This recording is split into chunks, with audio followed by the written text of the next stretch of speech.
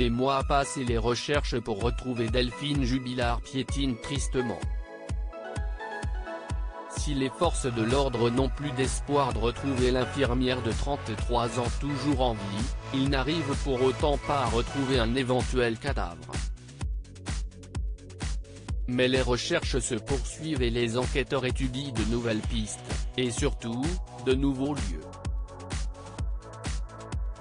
De nouvelles recherches ont lieu début octobre dans des cavités souterraines pour tenter de retrouver le corps de la jeune femme, sans résultat, rapporte l'ART.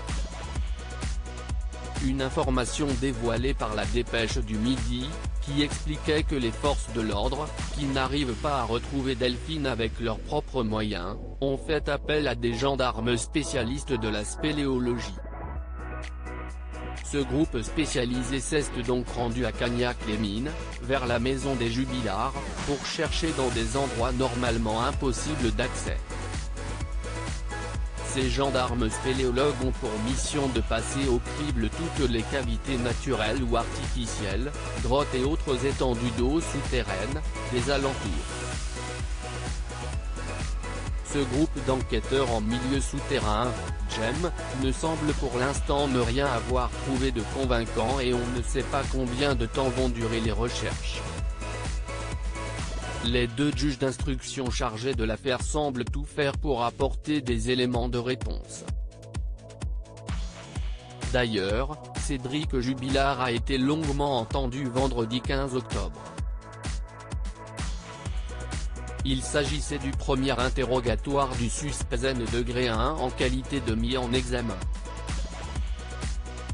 Depuis le début de l'affaire, il dément toute implication dans la disparition de sa femme et mère de leurs deux enfants, âgés de 2 et 6 ans. Les deux magistrats en charge de l'affaire depuis fin décembre 2020 avaient déjà interrogé Cédric Jubilard en avril, mais en qualité de partie civile. Pour les défenseurs de Cédric Jubilard, une erreur judiciaire se profile, assure la. Il clame son innocence, son désespoir. Il n'a pas sa place en prison, ni à l'isolement. Il a été interrogé pendant 4 heures, il a répondu à toutes les questions avec sérénité et sincérité. La présomption d'innocence est flouée, il est détenu abusivement. Dès lundi nous allons formuler une demande de remise en liberté. Cet homme est innocent.